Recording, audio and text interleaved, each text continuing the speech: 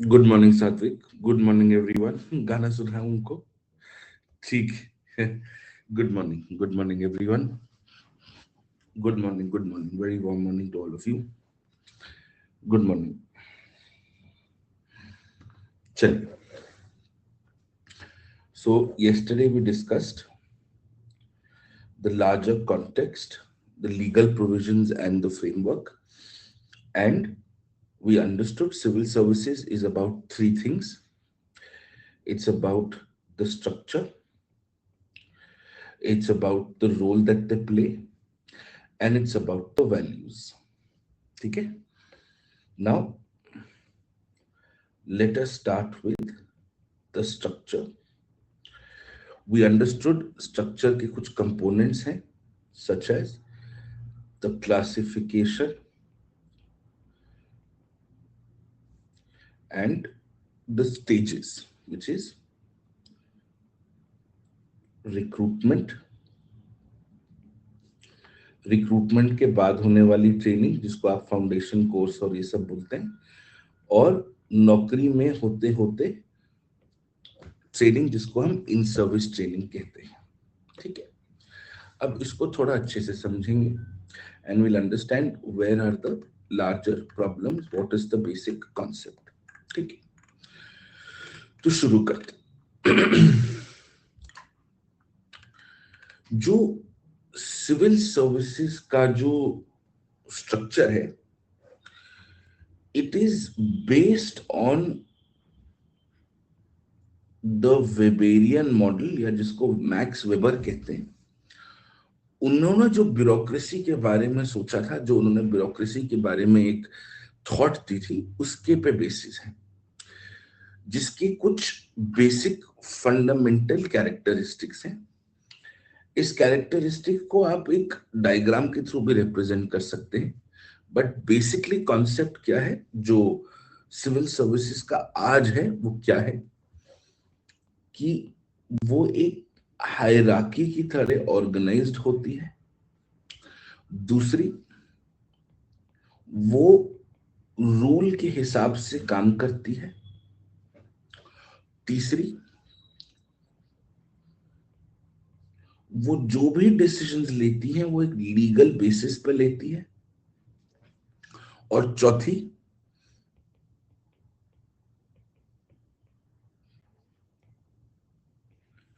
वो technically competent होनी चाहिए। ठीक है, तो इनकी ये जो चार बेसिक्स हैं, इनके बेसिस पर आपको ब्यूरोक्रेसी को स्ट्रक्चर करना चाहिए। इंडिया में जो हमारा स्ट्रक्चर है, it is also largely based historically through the British civil services, जिसको एक टाइम पे इंडियन सिविल सर्विसेज कहते थे, एक टाइम पे इंपीरियल सिविल सर्विसेज कहते थे। एंड हमने इस सिस्टम को रिटेन किया है। इस सिस्टम में हमने कुछ बहुत मेजर चेंजेस करे नहीं। जब हमने कंट्री का प्राइमरी स्ट्रक्चर में बहुत मेजर चेंजेस नहीं करे, तो इसमें भी हमने कुछ खास चेंजेस नहीं करे। And this was largely done to maintain what is called continuity in administration, कि भाई जो जैसा चल रहा है उसको चलने दो, रिफॉर्म्स थोड़े थोड़े तरीके से करते करते हम आगे तक ले जाएंगे। बट इंडिपेंडेंस के बाद एक कंप्लीट ओवरहॉल, एक कंप्लीट रिस्ट्रक्चरिंग हमने कभी भी नहीं करी। ठीक है, समझ में आता है। तो जो सिविल सर्विसेज का जो हमारा स्ट्रक्चर है, जो हमने कल जिसके बारे में सीखा था, हमको समझ में आया कि ये एक हायरार्की ड्रिवन स्ट्रक्चर है, जिसमें all India services, central services और स्टेट सर्विसेज, इन तीनों में इसको हमें कैटेगराइज करना होता है। और ये जो तीन सर्विसेज हैं, ये कार्डर के बेसिस पे ऑर्गेनाइज्ड हैं, और ये हायरार्कल है, मतलब group A, group B, group C, group D करके, जिसमें अलग अलग ग्रुप्स पे अलग अलग क्वालिफिकेशंस पे अलग अलग रूल्स एंड रिस्पॉन्सिबिलिटीज दी जाती है। ठीक है, अब हम ऑल इंडिया सर्विसेज की जब बात करते हैं, तो ऑल इंडिया सर्विसेज को जनरली एक एलीट सर्विसेज का परसेप्शन मिला है। All India services largely mean the forest services, the police services and the administrative services. All India services में मोस्टली रिक्रूटमेंट जो होता है वो आपका सिविल सर्विसेज के एग्जाम से होता है जो आप तैयारी कर रहे हैं, ठीक है। अब इंटरेस्टिंग बात ऑल इंडिया सर्विसेज की ये है कि ऑल इंडिया सर्विसेज में आपको एक फेडरल कंपोनेंट भी देखने को मिलता है, which is the center stronger than the states.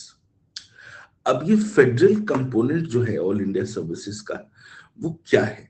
वो बेसिकली ये है कि माना कि आपका रिक्रूटमेंट सेंटर कर रही है, यूनियन कर रही है, लेकिन वो यूनियन आपका रिक्रूटमेंट स्टेट्स के लिए कर रही है, वो आपको स्टेट्स में ही भेजेंगे इसके लिए कर रही है।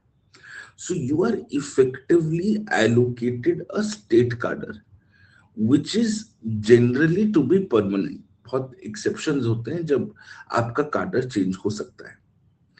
तो ऑल इंडिया सर्विसेज का मतलब ये नहीं है कि आपको आपके ऊपर सेंट्रल गवर्नमेंट का हक है, ऐसा बिल्कुल भी नहीं। ऑल इंडिया सर्विसेज का मतलब ये है कि सेंटर को जब एक हायर रैंक के ऑफिसर्स चाहिए हो तो वो ऑल इंडिया सर्विसेज से भी ले सकते हैं स्टेट के कंसेंट के साथ। तो अगर स्टेट्स आपको परमिट ना करें तो आपको सेंट्रल डेप्यूटेशन नहीं मिलेगी। जैसे हम कई बार देखते हैं कुछ स्टेट्स हैं जैसे वेस्ट बंगाल, जिसमें जनरली ये देखा जाता है कि ऑफिसर्स को सेंट्रल डेप्यूटेशन पर नहीं भेजा जाता। Also at the same time जो आपका पूरा ट्रेनिंग का खर्चा है, जो आपको ट्रेनिंग में भी स्टाइपेंड वगैरह मिलता है, वो सब आपको अपनी स्टेट कार्डर देती है। तो कल को जब आप लबासना जाएंगे और आपकी लबासना का ट्रेनिंग का जो खर्चा होगा, जो आपको लबासना में स्टाइपेंड मिलेगा, वो आपको सेंटर नहीं दे रही, वो आपको स्टेट्स दे रही। तो इन ऑफिसर्स को ट्रेन करने का खर्चा एक्चुअली स्टेट्स देती है, ठीक है। तो ये कहानी है और ये पिरामिड स्ट्रक्चर पे बेस्ड है कि एक एंट्री लेवल हो गया जिसमें सब डिविजनल होते हैं मैजिस्ट्रेट्स, फिर डिस्ट्रिक्ट कलेक्टर्स, फिर सेक्रेटरी लेवल के पोजीशंस होते हैं। और ये पिरामिड होता है where there are lesser people who are at the secretary level and they are lesser people at the top, ठीक है। फिर जो सेंट्रल सिविल सर्विसेज होते हैं, ऑल इंडिया सर्विसेज का कार्डर का मतलब अलग होता है, सेंट्रल सिविल सर्विसेज का कार्डर का मतलब अलग होता है।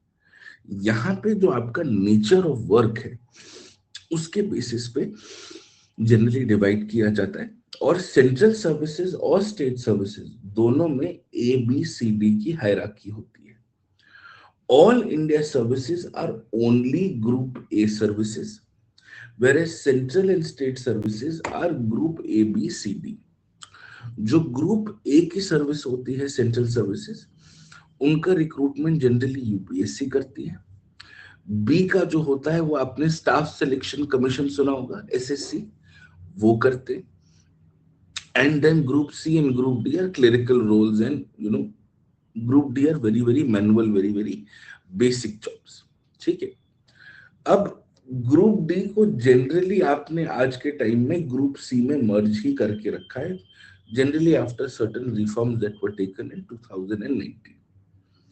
तो जो सेंट्रल सर्विसेज होते हैं कंप्लीटली सेंट्रली रिक्रूटेड होते हैं, और जो भी आपके यूनियन फंक्शंस हैं जैसे रेलवेज, टैक्सेशन, डिप्लोमेसी, राइट, इन सब चीजों में आप सेंट्रल सर्विसेज को यूज कर सकते हैं। आज कर लीजिए अटेंड धीरे, लेकिन कल वाली क्लास भी आज के बाद देख लेंगे। जो स्टेट सर्विसेज होते हैं जिनका रिक्रूटमेंट आप जानते हैं स्टेट पब्लिक सर्विस कमीशन करती है, ये स्टेट स्पेसिफिक एडमिनिस्ट्रेशन को देखते हैं, जैसे रेवेन्यू हो गया, एडमिनिस्ट्रेशन हो गया। और स्टेट सर्विसेज वालों को भी आप ऑल इंडिया सर्विसेज में प्रमोट करने का मौका देते हैं। This is generally done after a few number of years. आप लोगों ने सुना होगा ना कि डायरेक्ट IAS और प्रमोटी IAS, तो जो प्रमोटी IAS होते हैं वो स्टेट सर्विसेज से आते हैं, हालांकि बहुत ही कम टाइम के लिए होते हैं, तो इसलिए, ठीक है। अब बिटवीन सेंटर एंड स्टेट में भी आपको थोड़ा सा फेडरल प्रिंसिपल देखने को मिलेगा। जैसे एक फंक्शन है ऑडिट, ठीक है। अब ऑडिट में अगर आप ध्यान से देखेंगे तो देयर आर टू सर्विसेज, एक है Indian audit and account service और एक है इंडियन सिविल अकाउंट्स सर्विस। जो Indian audit and account service है वो सेंट्रल गवर्नमेंट का audit function and to a large extent accounting function भी देखते हैं। Indian civil accounts central government का भी अकाउंटिंग फंक्शन देखते हैं और स्टेट्स का भी अकाउंटिंग फंक्शन देखते हैं। Are we clear on this? इन सर्विसेज के ऊपर जो कंट्रोलिंग अथॉरिटी होती है उन्हें हम सीएजी भी कहते हैं। यस और नो? पक्का? ठीक है। तो बेसिकली कहने का मतलब यह है कि स्टेट लेवल पे, ग्राउंड लेवल पे स्टेट लेवल के ऑडिटर्स होंगे, लेकिन उनको सुपरवाइज करने के लिए एक ऑडिट अकाउंट से सिविल अकाउंट्स का अफसर तो होगा ही होगा। क्या ये बात समझ में आ रही है कि हर स्टेट में एक अकाउंटेंट जनरल होते हैं, उनको सपोर्ट करने के लिए स्टेट मशीनरी हो सकती है, लेकिन वो अकाउंटेंट जनरल सेंट्रल सर्विस के ही होते हैं। ठीक है, गुड। इसलिए कई बार थोड़ा सा फ्रिक्शन होता है, कई बार काम में जिस तरह की कंप्लायंस होनी चाहिए वो होनी चाहिए, वो नहीं होती। अब इसमें थोड़ा सा और फोकस करते हैं। जो हमारा ट्रेडिशनल स्ट्रक्चर है इस पूरे इकोसिस्टम का, इससे हमें कुछ बेसिक फीचर समझ में आते हैं। वो क्या है कि जो सिविल सर्विसेज का जो ओवरऑल स्ट्रक्चरल रूट है, it's based on the principles of permanence, it is based on the principles of neutrality, it is based on the principles of anonymity। ये सारी चीजें हम एथिक्स में भी यूज करते हैं। It is also based on largely the principle of a merit based entry।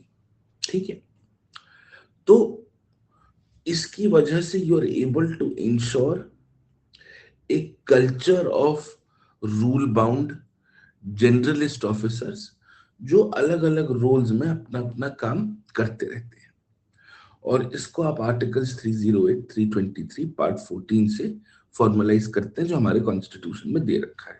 ठीक है, on an average we have about 5300 IAS officers. हालांकि जो सैंक्शनड स्ट्रेंथ है हमारी आईएएस की, दैट्स अराउंड 6800 के आसपास। So there is still a shortage, and out of the total number of IAS officers, about 70% are in the states and only 30% are in the center। तो इससे हमें समझ में आता है कि with in the all India services also the nature is very कार्डर heavy. यहाँ का कार्डर अलग है, सेंट्रल सर्विसेज का कार्डर का मतलब अलग है। सो ऑल इंडिया सर्विसेज का नेचर इज ऑल्सो वेरी कार्डर heavy, where officers will generally spend most of their careers in one basic state। ठीक है, अब अगर आप इस जनरल स्ट्रक्चर को बाकी कंट्रीज से थोड़ा कंपेयर करें, जैसे यूके को देखें, तो यूके के सिविल सर्विसेज को भी एक यूनिफाइड स्ट्रक्चर दिया गया है। हालांकि यूके में कोई कार्डर सिस्टम नहीं है as far as all India services is concern, और इसका एक लॉजिकल रीजन भी है। UK is not a federal country, तो हमें फेडरल कार्डर बनाने की जरूरत नहीं है। तो इसलिए यूके में cadre based system on grounds of region, grounds of provinces, on grounds of states, वो आपको जनरली देखने को नहीं मिलेंगे। UK also has a civil services commission जो जनरली थोड़ा सा स्पेशलाइजेशन पे फोकस करता है। ठीक है, जनरलिस्ट रोटेशंस जो होते हैं वो यूके में थोड़ा सा कम किए जाते हैं। तो यूके में एक सिविल सर्विसेज कॉलेज होता है, वहां पे हर एक कैंडिडेट के बैकग्राउंड के हिसाब से उनको कुछ स्पेशलाइज्ड मॉड्यूल्स में ट्रेन किया जाता है। Similarly one of the world's most efficient civil services, जिनको हम सिंगापुरियन सिविल सर्विसेज कहते हैं, they are recruited through Singapore's public service commission. वो भी मेरिट बेस्ड है, और क्योंकि Singapore is also unitary government, तो वहां पे भी कार्डरलेस सॉर्ट ऑफ, बिल्कुल कार्डरलेस मॉडल है। And what Singapore civil services also does is that अगर आप किसी डोमेन एरिया में स्पेशलिस्ट हैं तो आपको एक फास्ट ट्रैक रूट भी मिलता है। तो इसका मतलब आप मिनिस्ट्रीज के बीच में बहुत अच्छे से रोटेट कर सकते हैं, एंड स्टेट लेवल जिसको हम कहते हैं फ्रेगमेंटेशन, वो कम होता है। ठीक है, अब एक सवाल ये उठता है इस सब कॉन्टेक्स्ट के बाद कि जो हमारे सिविल सर्विसेज हैं वो हमने ऐसे क्यों बनाए? कोई रीजन रहा होगा, कुछ सोच के किया होगा हमने। इसके पीछे जो कॉन्टेक्सचुअल रीजंस है वाई कि हमने ऐसा क्यों किया, कुछ बहुत बेसिक रीजंस है। ठीक है, एक तो कॉन्टेक्स्ट यही है कि we wanted to maintain a degree of administrative continuity. बहुत चीजें बदल रही थी, बहुत ही फास्ट पेस तरीके से बदल रही थी, एंड ओवरनाइट बदल रही थी। We were also facing several grassroots challenges of the partition, communal tension। बहुत हमको, we were at loggerheads on a lot of fronts, we were at war on a lot of fronts। हमको अपने laws बेहतर करने थे, हमें अपनी पूरी पॉलिसी ओरिएंटेशन चेंज करनी थी। इस समय अगर हम सिविल सर्विसेज को भी बहुत रिस्ट्रक्चर कर देते तो फिर उसको शेप होने में, उसको इम्प्लीमेंट होने में बहुत समय लग जाता। इसलिए थोड़ा सा we have been very careful about these things. खैर, there is also something more to it. आप देखो, बिटवीन द इन डेमोक्रेसी कितनी इंटरेस्टिंग और कितनी सिंपल बट कितनी थॉट प्रोवोकिंग बात है कि इन अ डेमोक्रेसी जहां आपकी इलेक्टेड रिप्रेजेंटेटिव्स से आपकी मुलाकात और फ्रीक्वेंटली होनी चाहिए, रियलिटी तो ये है कि इंडिया में जो हमारे अपॉइंटेड, जो हमारा परमानेंट एग्जीक्यूटिव है, वो सिटीजन फेसिंग ज्यादा है कि नहीं? वो सिटीजन फेसिंग का रोल ज्यादा करता है। करेक्ट। आप अपने एमपी, एमएलए, मंत्री से कहां मिलते हो? आप मिलते हो एक सरकारी अफसर से। They are the face of the government, so they have a larger interface when it comes to interacting with the population। so इसलिए ये थोड़ा सा इंपॉर्टेंट होता है इस कॉन्टेक्स्ट को समझना। It is something which is very very interesting and very unique. ठीक है, तो इंडिपेंडेंस के बाद हमें जो हमारी फेडरल नीड्स थी और जो हमको कंटिन्यूटी ऑफ एडमिनिस्ट्रेशन चाहिए था, इन दोनों चीजों को हमें बैलेंस करना था, और उसी के हिसाब से हमें सिविल सर्विसेज को इवॉल्व करना था। अब इसलिए हमारी सिविल सर्विसेज फेडरली इंटीग्रेटेड है, बट एक यूनिटी स्ट्रक्चर के जैसे। तो फॉर एग्जाम्पल, अब कल को आपको as a some of you may be North Indians, let's say some of you, let's say one of you is from Uttar Pradesh, but you have been allocated the Tamil Nadu cadre in the IAS। आप मना थोड़ी कर सकते, you can't request for a cadre change। Under ordinary circumstances आपको जाके तमिलनाडु में ही सर्व करना पड़ेगा। तो ये सिस्टम क्यों बनाया हमने? और अब तो खैर एक नई कार्डर एलोकेशन पॉलिसी, अब तो हम, आपने प्री के टाइम देखा होगा कि आपको जोन वाइज भरने होते हैं अपने कार्डर प्रेफरेंसेस, कि zone preference 1, zone 2, zone 3, zone 4 ऐसे करके फिर जोन में स्टेट्स भरने पड़ते हैं।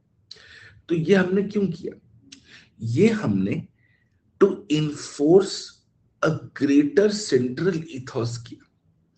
The true spirit of all India services is कि आपको किसी भी हाल में देश के किसी भी कोने में जाके सर्व करने के लिए रेडी होना चाहिए। यस और नो? जब आपने प्रीवी के फॉर्म भर रहे होंगे, जनरली आपने प्रोसेस देखा होगा, तो ये देखा होगा ना। एंड अगर मीन्स लिखा है तो आपने तो 100% इसको भरा है। ठीक है, तो ये क्यों करते हैं, इससे क्या मिलता है हमको? तो जब एक उत्तर प्रदेश का रेजिडेंट तमिलनाडु में आईएएस बन के जाता है, आप इससे क्या अचीव करना चाह रहे हो? आप इससे अचीव करना चाह रहे हो कि कोई भी रीजनल बायस ना हो। और तमिलनाडु में अपने स्टेट ऑफिसर्स हैं, लेकिन एक जो नेशनल कोहिजन में काम होना चाहिए वो भी हो रहा है, इसलिए गुड।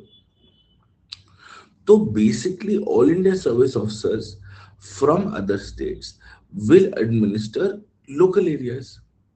सो इस तरह से क्या किया आपने, एक ढांचा बना दिया कि कहीं का बंदा कहीं पर जाके एडमिनिस्टर कर रहा है और कुछ कॉमन प्रिंसिपल्स पे करेगा जो नेशनली सिंक्ड होने चाहिए। इसी कहानी तो यही है। तो आपने पूरे स्टेट्स को जोड़ा कैसे? Think about it. एक तो आप पॉलिटिकली करते हो, राज्यसभा और ये और वो, but at the administrative level आपने देश को जोड़ा कैसे? कि असलियत और सारा जो जो कोर काम है वो तो एडमिनिस्ट्रेशन का काम है। अब अगर कोर काम एडमिनिस्ट्रेशन का है और उसमें आपने रीजन बायस हटा दिया, तो aren't you as the all India services the steel frame of the country which is actually binding the country together? Yes or no? So this is one of the reasons, this is where it all starts from, this is where it is all understood to be. ठीक है, good. अब आगे बढ़ते हैं।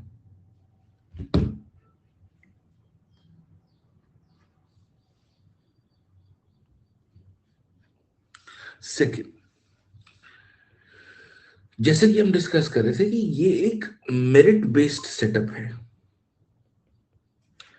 अब merit का मतलब क्या होता है? मेरिट का जनरली मतलब होता है, मैं चेक करके बताता हूँ। मेरिट का मतलब ये होता है, वेरी गुड अभिनंदन, कि आप एक डिफाइंड फेयर ट्रांसपेरेंट क्राइटेरिया के बेसिस पर लोगों को रिक्रूट कर रहे हो। अब मेरिट को जज करने के बहुत तरीके हैं। एक तरीका ये कि आप एक रिटन एग्जाम ले लो, जैसा आपका होता है, ठीक है।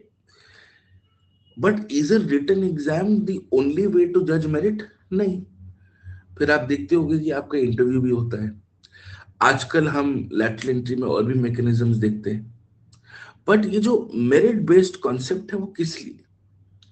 वो इसलिए है कि at least at the recruitment stage आपको पॉलिटिकल बायस कम मिले। अब ध्यान से सोचना, ये जो मेरिट है ये रिक्रूटमेंट स्टेज पे है। पोस्ट रिक्रूटमेंट में आपको शायद इतना मेरिट नहीं देखने को मिले सिविल सर्विसेज में। क्या स्टेट का सबसे मेरिटोरियस ऑफिसर चीफ सेक्रेटरी बनते हैं, या स्टेट का सबसे ट्रस्टवर्दी ऑफिसर जो सीएम के लिए होता है वो चीफ सेक्रेटरी बनते हैं? कुछ सोच के देखो, इसको बैलेंस करना जरूरी है ना। As the chief minister, would you want somebody who is exceptionally competent, लेकिन आपकी उनसे बहुत कुछ खास कॉमराडरी नहीं है, लेकिन एक आपको वो इंसान है जो बहुत ही, उसके साथ आपका बिल्कुल ट्यूनिंग 100% बैठती है, कॉम्पिटेंस 19-20 होगा चलेगा, right? It's very important. And technically, the chief minister at the state is the head of affairs. The prime minister at the union is the real head of affairs. तो आप जिनको चुनना चाहोगे आप उन्हें चुनोगे जिनके साथ आप 100% कंफर्टेबल हो। The principal secretary to the PM or the cabinet secretary or the chief secretary at the state. They will be competent officers. But not just this, they will also have a great working relationship with the political class. Right? आप बाकी heads of department, आप बाकी yes आप बाकी heads of department और आप बाकी secretaries को चाहे तो कोर कॉम्पिटेंसी पे चूज कर लो. आपके देश का IT secretary should be the leading bureaucratic mind on IT, चलेगा. लेकिन आपके देश का defence secretary, home secretary, finance secretary, principal secretary to the PM, cabinet secretary will be people that you can bank on at all times. यही कहानी है. Yes, good.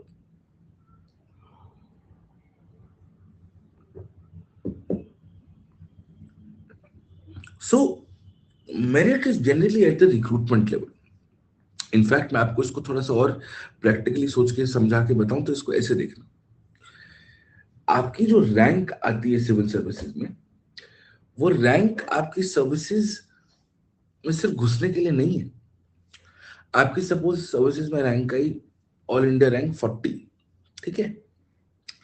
अब आप लबासना गए, वहां पे आपने एग्जाम्स लिखे, उन एग्जाम्स में आपके मार्क्स आए, उन मार्क्स के बाद आप डिस्ट्रिक्ट गए, डिस्ट्रिक्ट में आपने एग्जाम्स लिखे ट्रेनिंग में, फिर आपने डिस्ट्रिक्ट में कुछ प्रेजेंटेशंस दी, जो असाइनमेंट्स थे वो पूरे करे, फिर आपने लबासना में अपनी फेजेस कंप्लीट करे.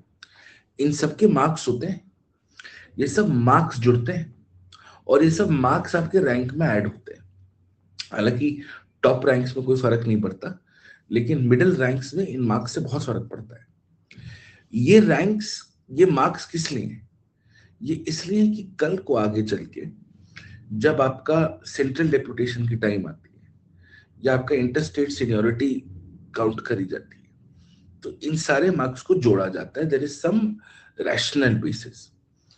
तो अगर आप एकेडमी में जाके परफॉर्म अच्छा करते हैं, बढ़िया पढ़ाई करते हैं, तो एक इंटरनल जो आपका रैंक होता है, एक तो है आपका सिविल सर्विसेज रैंक, एक होता है आपका इंटरनल सिक्योरिटी सीनियोरिटी रैंक होता है, वो बढ़ने के चांसेस होते हैं. तो जब आप वहां जाएं तो मेरी बात ध्यान रखना, और थोड़ी बहुत वहां पे सिर्फ वहां चिल नहीं करना है, वहां पढ़ाई भी करनी है. थोड़ी बहुत करेंगे, हेल्प करेगा. ये बात समझ में आ गई? ठीक है, गुड. तो ये एक बहुत इंपॉर्टेंट एस्पेक्ट है. अनफॉर्चुनेटली हमने ये एक structured system at different levels of bureaucracy नहीं बनाया है. अब जैसे फॉर एग्जांपल हम लोग जनरली कलेक्टर कलेक्टर कलेक्टर सुनते हैं. ऐसा जरूरी नहीं है कि हर आईएएस अफसर उस स्टेट में कलेक्टर बने. दो बातें हो सकती हैं, या तो उन्हें खुद कलेक्टर नहीं बनना, जो बहुत रेयर होता है, या स्टेट को नहीं लगता कि इन्हें हमें कलेक्टर बनाना चाहिए. और ऐसे भी दो तीन एग्जाम्पल्स आते हैं. जरूरी नहीं है कि हर आईएएस अफसर अपनी जिंदगी में कलेक्टर तो बनेंगे ही, because as a collector you have to be a very sound officer. एक तरह से देखा जाए, you are the eyes and ears to the CM at the district level, and you are the technically point of contact for the center for all schemes that have to be rolled out in the districts. तो आपका technically competent होना, academically competent होना, आपका emotional quotient high होना, आपका general sense of awareness, आपका commitment to work, वो बहुत मैटर करता है. और अगर किसी का इन चीजों में थोड़ा सा गड़बड़ लग रही है तो आपको कलेक्टर नहीं बनेंगे. वो सब डिवीजन लेवल पे पता चल जाता है, फिर उसके बाद वो कलेक्टर नहीं बनाते. फिर आपको स्टेट कैपिटल बुला लेंगे, अच्छा डिपार्टमेंट दे देंगे, खराब डिपार्टमेंट दे देंगे, टाइम पास करवा देंगे, कुछ हो जाएगा. लेकिन जरूरी नहीं है कि आप कलेक्टर बने. लेकिन ये आप डिसीजन बहुत इनफॉर्मली ले रहे हो कि इस अफसर को हमें कलेक्टर बनाना है और इस अफसर को हमें कलेक्टर नहीं बनाना है. कलेक्टर कोई रैंक थोड़ी है, कलेक्टर तो पोस्ट है. आपको एक्स नंबर ऑफ ईयर्स पे वाई रैंक मिलनी चाहिए.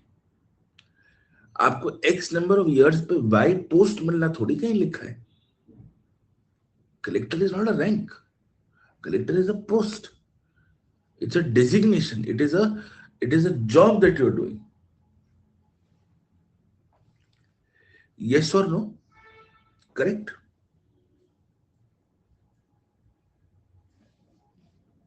Good. तो अनफॉर्चुनेटली हमने इन चीजों को जिस तरह से करना चाहिए था, जिस अलग अलग लेवल्स पे, वो हमने नहीं किया। इस पूरे सिस्टम को रिक्रूट करने का एक और बहुत इंपॉर्टेंट रीजन है न्यूट्रलिटी। अब न्यूट्रलिटी तो खैर बहुत ही डिटेल्ड कॉन्सेप्ट है, बट इसको ध्यान से समझते हैं। Not necessarily rank is not necessarily related to promotion. ऐसा होता तो इंडिया के ऑल इंडिया रैंक वन ही कैबिनेट सेक्रेटरी बनते, ऐसा तो नहीं है ना वेदांत?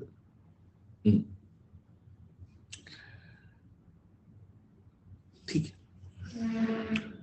अब सिविल सर्विसेज का न्यूट्रल होना क्यों जरूरी? ये जो कॉन्सेप्ट है न्यूट्रलिटी, ये सिविल सर्विसेज के लिए क्यों जरूरी? वो इसलिए जरूरी है क्योंकि आपका जो काम है वो पॉलिसी एडमिनिस्ट्रेशन का, वो पॉलिसी इंप्लीमेंटेशन का है। आपका पॉलिटिकली बायस्ड होना ओवरऑल पॉलिसी के ढांचे को हिला सकता है। एक सिंपल बात है, क्यों सिविल सर्विसेज का न्यूट्रल होना चाहिए? और ये न्यूट्रल के साथ साथ एक थोड़ा सा बैलेंस भी इंपॉर्टेंट है। आप मंगल पांडे नहीं बन सकते, आपको काम अपने पॉलिटिकल बॉसेस के ओवरऑल डायरेक्शन में ही करना है, उसमें कोई डाउट नहीं है। लेकिन आपका न्यूट्रल होना क्यों जरूरी है, बताइए?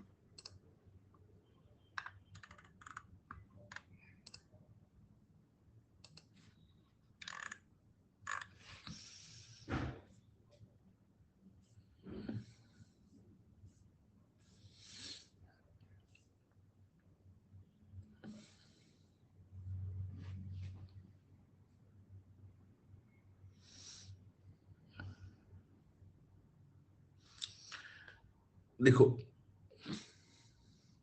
एक बहुत सिंपल डायग्राम है।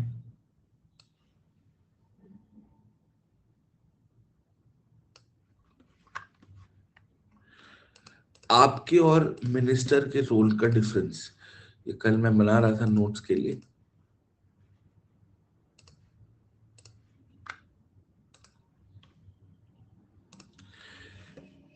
इस डायग्राम को देखो, दिख रहा है? एक सिंपल डायग्राम को देखो। जो मिनिस्टर है वो एक एमेच्योर है, नॉन टेक्निकल है, पार्टीजन है, एक थॉट से आता है, टेम्पररी है, पब्लिक कांटेक्ट हो सकता है ज्यादा, पार्लियामेंट से ज्यादा कांटेक्ट होगा, पॉलिसी फॉर्मुलेट ज्यादा करेगा, कोर डिसीजन ज्यादा लेंगे, और वो टेक्निकल ओपिनियन पे डिपेंडेंट रहेंगे। वो टेक्निकल ओपिनियन अनबायस्ड नहीं होना चाहिए, इसलिए सिविल सर्विसेज का न्यूट्रल होना बहुत जरूरी है। तो वो एक प्रोफेशनल है, वो एक टेक्निकल ऑफिसर है। That is why you are non partisan, you are permanent. आपका पब्लिक कांटेक्ट उन्हें परसुएड करने के लिए नहीं है, आपका पब्लिक कांटेक्ट उनके काम करने के लिए है। आपका लेजिस्लेचर से कोई लेना देना नहीं। फॉर्मुलेशन ऑफ पॉलिसी में आप थोड़ा सा कम रोल प्ले करते हैं, आप एडवाइस करते हैं कि हमें ये करना चाहिए, ये नहीं करना चाहिए, right? And you support that technical opinion with ultimately some degree of data. So, in a welfare state, both the minister and the civil servant are upholding the provisions of the constitution when they are trying to discharge their functions. In policy making, the minister has the ultimate prerogative. A civil servant will execute all decisions so communicated by the minister. And a civil servant should render very simple, honest, clear feedback to the minister without any scares, without any fear, without any favor, nothing.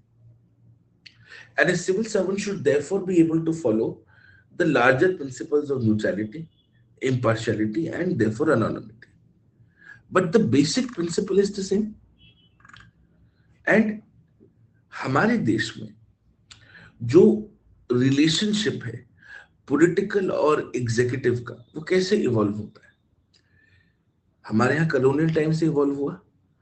Colonial time में आपको याद होगा civil servants had full authority, full responsibility in terms of administration. वो सीधा governor general से बात करते थे, उनको किसी से कोई लेना देना नहीं, कौन क्या कर रहा है, कौन क्या नहीं कर रहा है, राइट? तो हमारे कॉलोनियल ईरा के टाइम पे देयर वाज एन एब्सोल्यूट, जिसको हम कहते हैं एब्सेंस ऑफ इलेक्टेड मिनिस्टर्स। जो रिप्रेजेंटेटिव्स थे हमारे काउंसिल्स में, उनको कोई खास पावर दे नहीं रखी थी। तो जब हमारी फ्रीडम मूवमेंट हुई, we demanded a transfer of political power to these representatives, and the ministers became political administrators and civil servants became non-political administrators. ध्यान से सोचो, ये पहली बार तो आजादी के बाद ही हुआ है। सिविल सर्वेंट्स का जो रोल है एज नॉन पॉलिटिकल एडमिनिस्ट्रेटर्स, ये पहली बार तो आजादी के बाद ही हुआ है। आजादी के पहले तो ऐसा नहीं था, right? So initially the civil servants did not welcome this move. Power चलती है तो किसको अच्छा लगता है? इसलिए एक एटीट्यूडनल चेंज आने में भी थोड़ा सा टाइम लगा, और कहीं ना कहीं इलेक्टेड रिप्रेजेंटेटिव और परमानेंट रिप्रेजेंटेटिव्स के बीच में कहीं ना कहीं एक तरह का हार्मनी होना चाहिए। अगर वो नहीं होगा तो फिर वो फ्रिक्शन रहेगा। हिस्टोरिकली मैं आपको बताता हूँ, इंडिपेंडेंस के बाद जब नए नए मिनिस्टर्स आए, ये किताबों में बहुत क्लियरली लिखा हुआ है। एमबी पायली साहब एक बहुत नोन कॉन्स्टिट्यूशनल जूरिस्ट है, जब वो लिखते हैं गवर्नेंस के बारे में, ministers were humiliated by Indian civil services officers, even by their subordinates. हम तुम्हारी सुनेंगे नहीं, आज ये करके दिखा दो। वो सीधा मिनिस्टर्स को बाईपास करके गवर्नर से बात करते थे। ये हाल था।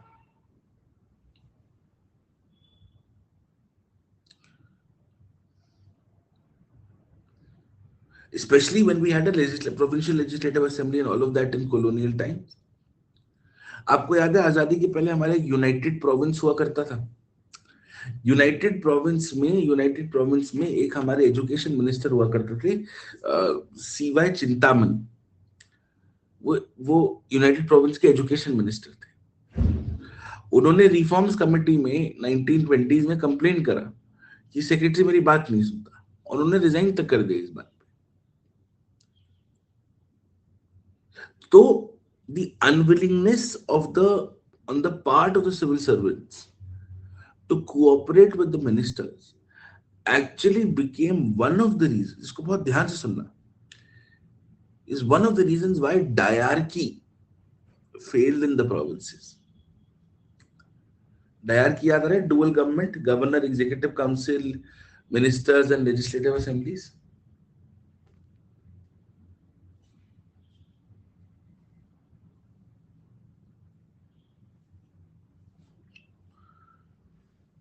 Yes. That is why the 1935 Act had envisaged a responsible government. Independence के बाद ये पूरा पीरियड, ये रोल, ये रिलेशनशिप थोड़ा सा बदला। The politicians were assigned a superior role with enough authority to carry out their functions, and administrators had to work under their command. ठीक है? But obviously it was very difficult to completely undo the established hegemonic culture of the civil services. आजादी के बाद भी ministers have faced opposition, at least from senior civil servants. यहां तक कि conflicts prime ministers तक पहुंचे। इवेंचुअली सिविल सर्वेंट्स को समझ में आ गया कि भाई यहां तो हमें मिलजुल के काम करना पड़ेगा, नहीं तो ऐसे नहीं चलेगा। ठीक है, good. Are we clear on this? तो जो न्यूट्रलिटी का कॉन्सेप्ट है, ये एकदम एब्सोल्यूट न्यूट्रलिटी की बात ही नहीं हो सकती। जब हम न्यूट्रलिटी, इसको बहुत ध्यान से समझेंगे बिकॉज ये एथिक्स में भी काम आता है। थोड़ा सा न्यूट्रलिटी को थोड़ा सा डीपर करके कर लें, चलेगा? अगर कोई दिक्कत तो नहीं है? ठीक। So in a democratic country like India, neutrality is generally considered a very essential ingredient of an honest and an efficient civil servant. तो न्यूट्रलिटी का मतलब क्या है? न्यूट्रलिटी का मतलब यह है कि आप गवर्नमेंट को एक फ्री और एक बहुत ही फ्रैंक एडवाइस दे रहे हो। आप गवर्नमेंट को कोई पॉलिटिकल रीजंस की वजह से कोई बायस्ड एडवाइस नहीं दे रहे। And one of the major reasons to continue with the pre-independence civil services was because how it was built, the structure was built to be neutral. Sardar Patel कह के गए, it needs hardly to be emphasized that an efficient, disciplined, and content civil service, assured of its prospects as a result of diligent and honest work, is a non-negotiable of sound administration. That too under a democratic regime, even more so than under an authoritarian rule. क्या गए? Basically कहने का मतलब ये है कि ये मुझे बताने की जरूरत नहीं है कि एक एफिशिएंट, डिसिप्लिन और एक संतुष्ट सिविल सर्विस, जिनको आप ये गारंटी दे दो कि आप अच्छा काम करेंगे तो आप ग्रो करेंगे, अच्छा काम अच्छे तरीके से करेंगे, 100% ग्रो करेंगे। तो एक डेमोक्रेटिक रेजिम में इससे बेहतर कुछ और प्रूफ नहीं चाहिए। ठीक है, तो जो न्यूट्रलिटी का ट्रेडिशनल कॉन्सेप्ट था, that you have to be neutral to the government and give them free political advice or honest advice, that advice has also undergone change. Neutrality का वो कॉन्सेप्ट चेंज हो गया। Civil servants have also become politically conscious. They've become very, very politically conscious. Yes or no? So traditionally, भाई हम आपको advice करेंगे on the basis of exactly what is the right thing to do. Today, civil servants have become politically conscious.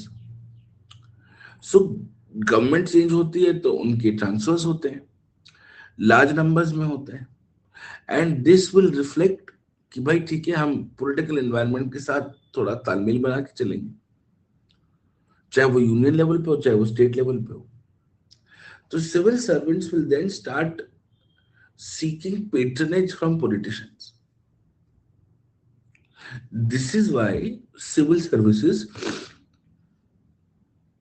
अगर आप public के view पे देखो तो लगता है कि बड़े पॉलिटिकल है, इंडिपेंडेंट नहीं लगते। क्यों नहीं लगते? Because their service is contingent on political decisions.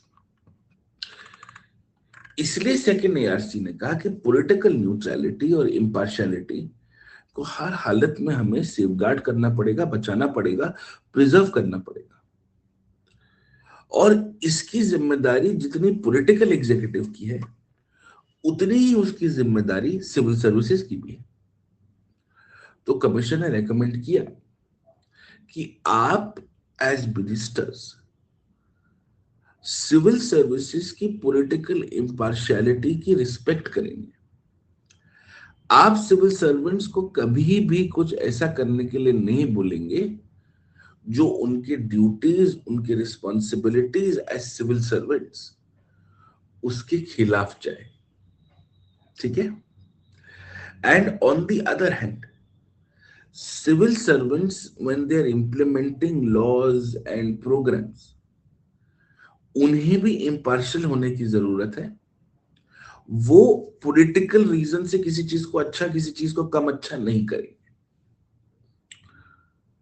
कोई भी ऐसी चीज जो लॉ में नहीं है उसको आप बिल्कुल भी कंसिडर नहीं करेंगे. आपका काम है to render free and frank advice. कोई भी पॉलिटिकल कंसिडरेशन के बेसिस पे ये डिसाइड आप नहीं करेंगे. जब एक बार कोई प्रोग्राम, कोई पॉलिसी, कुछ गवर्नमेंट अप्रूव कर देती है, आपको अच्छा लगे बुरा लगे, आपको उसे उतनी ही निष्ठा से, उतने ही अच्छे तरीके से आपको इंप्लीमेंट करने की जरूरत है. Are we okay with this? Clear? 100%? Good. Policy making political executive का काम है, लेकिन मुझे क्या पॉलिसी बनानी है उसके लिए मुझे सिविल सर्विसेज पर डिपेंड होना पड़ेगा. फॉर एग्जाम्पल, अभी हम जो Viksit Bharat G Ram G bill लेके आ रहे हैं, आपको लगता है without the advice of the senior civil servants in the country ये जी राम जी का बिल लेके आते?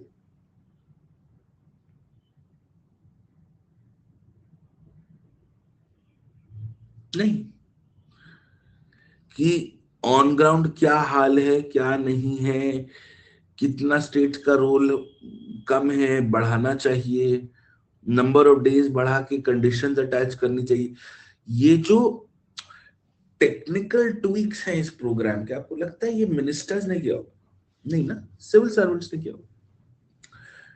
उनके एडवाइस के बेसिस पे मिनिस्टर्स ने फाइनली डिसाइड किया होगा अच्छा ये कर लेते, ये नहीं करते.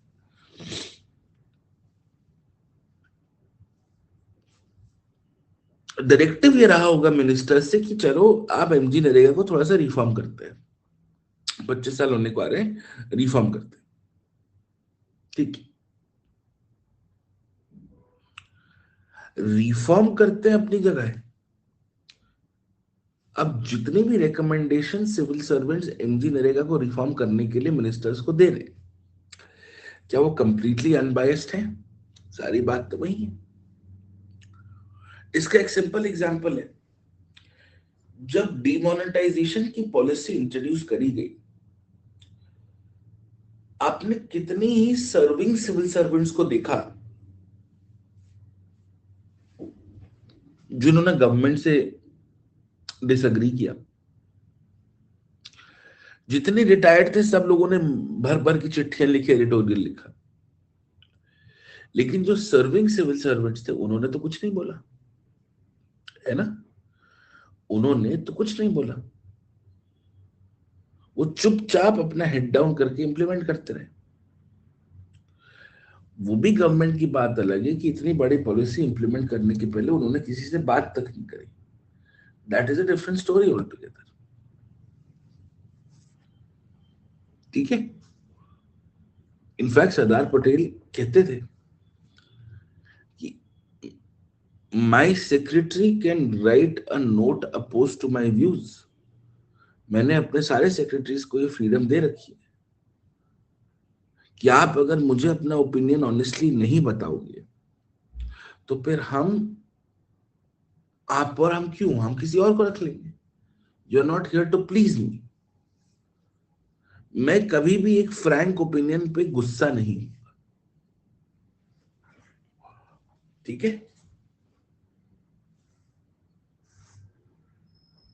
Clear on this? और कोई भी ओपिनियन देने के लिए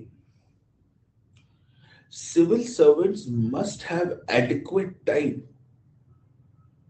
to think and analyze over the matter and give honest feedback. ठीक है. आप as a civil servant, your foremost duty is to the constitution and the people, not the politicians. ठीक है.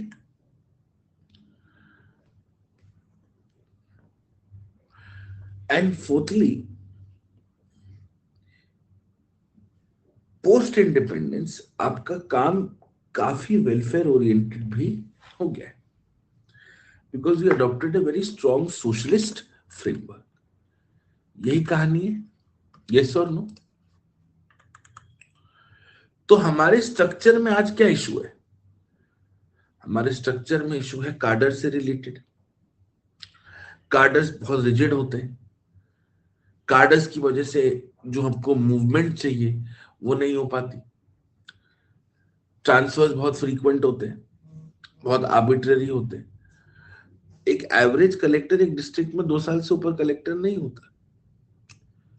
अरे 6 महीने तो आपको डिस्ट्रिक्ट समझने में लग जाएगा।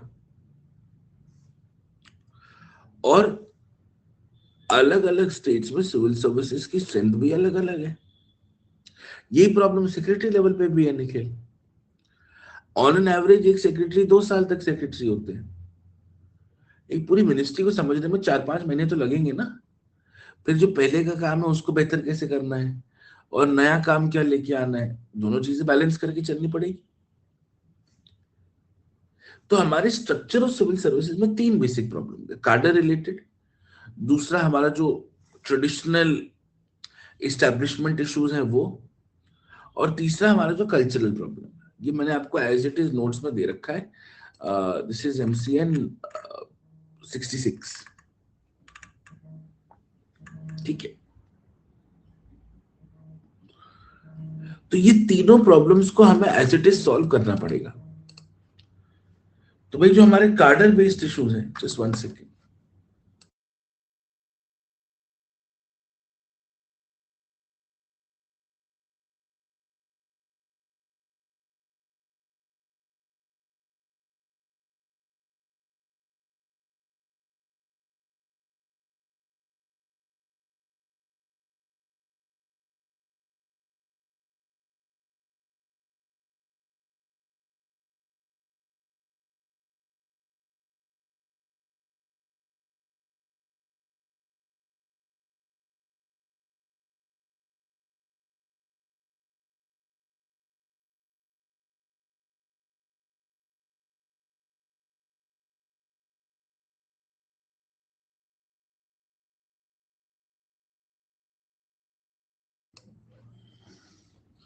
तो कार्डर बेस्ड इश्यूज क्या है हमारे, कि भाई बहुत ही फ्रीक्वेंट है इन टर्म्स ऑफ ट्रांसफर्स।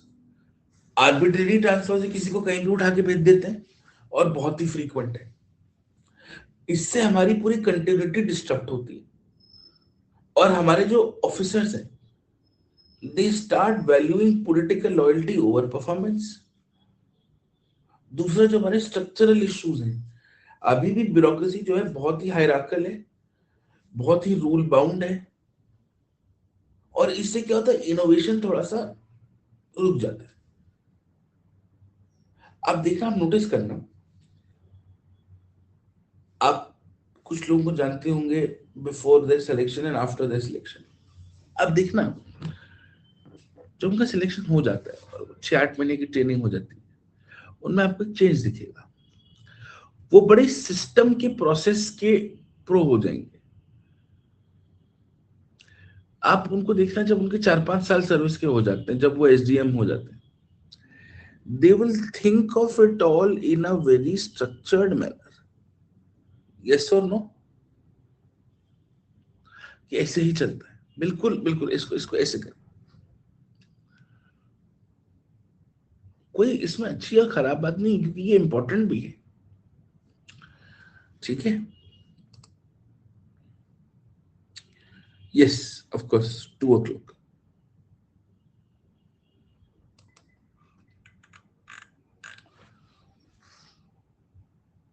ठीक है, कल्चरली हमको क्या प्रॉब्लम्स है, कि जब एक जनरलिस्ट कल्चर होता है तो उससे डोमेन एक्सपर्टीज कम हो जाता है। तो एक ही बाबू है जो सब चीजों को देखते हैं। तो वो जो एलिटिज्म है वो जनरली इस कल्चर से आता है। Are we okay with this, yes और नो? इनफैक्ट डेटा है, एक कार्निग एंडाउमेंट स्टडी हुई थी 2016 में।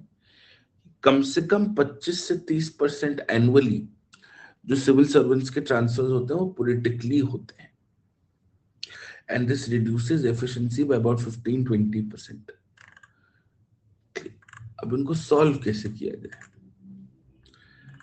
आप इन इश्यूज को जब सॉल्व करने जाते हैं, जनरली अगर आप देखते हैं, आपको कम से कम 3 साल का तो पहले तो पोस्टिंग मैंडेट करनी चाहिए। दूसरा, कार्डर में सिमिलर नंबर ऑफ ऑफिसर्स होने चाहिए। तीसरा, आपको अथॉरिटी डिसेंट्रलाइज करनी चाहिए। आपको मिड करियर ट्रेनिंग थोड़े से और बेटर करने चाहिए। यस और नो? करेक्ट और नॉट?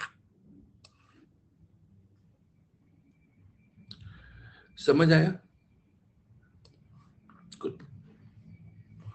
तो ये हमने अपने आंसर्स में लिखना है, ठीक है? गुड। एज इट इज, इसके ऊपर हमको ज्यादा हाथ पैर नहीं मारना है। इसी को हम रिसाइकल करके एथिक्स में भी यूज करेंगे, और खैर एथिक्स में तो और डिटेल में करेंगे, आई डिस्कस दिस। बट ये समझ आया? पक्का? Are we okay with this?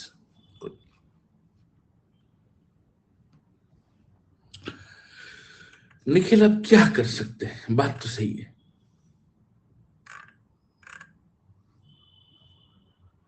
ठीक है, चलो will do role and values. The fourth point, welfare, कि इंडिपेंडेंस के बाद, इंडिपेंडेंस के बाद जो सिविल सर्विसेज का रोल है वो वेलफेयर ओरिएंटेड थोड़ा ज्यादा हो गया है। अब ब्रिटिशर्स तो थोड़ी ना हमारी देखभाल करने के लिए कुछ ज्यादा करते थे, इसलिए। ठीक है, I see you in the morning tomorrow at 9 o'clock। आज थोड़ा सा आप रेस्ट करिएगा। मिल गया जहीर आपका डाउट, मैं आपको भेज दूंगा। ठीक है, आज थोड़ा रेस्ट करिएगा। मैं चेक करता हूँ एक बार, मैं ऐसा तो नहीं होना चाहिए। ठीक है, थोड़ा रेस्ट करिए, थोड़ा सा टेंशन मत लीजिए। I know the year ends and हम थोड़ा सा एक एक मोड में चले जाते हैं कि साल खत्म हो गया और अब कुछ नया आने वाला है। कोई बात नहीं, आराम से करिए, डोंट वरी। पढ़ाई करते रहिए, आराम से चल रहा है, कोई दिक्कत नहीं है ना? बस आज शाम को अगर आप थोड़ा सा चिल कर रहे हैं तो थोड़ा सा आप केयरफुल रहिए। जो भी खा पी रहे हैं, ध्यान से अच्छी जगह से खाइए पीजिए। बी वेरी केयरफुल, तबीयत मत खराब करिए। अ, अपना और अपने साथ में लोगों का ध्यान रखिए। ठीक है, have a good day, and कल आपको सुबह 9 बजे हम मिलते हैं। ठीक है, wishing all of you a very very happy new year, and I will see you tomorrow morning. ठीक है, यस, बाय बाय,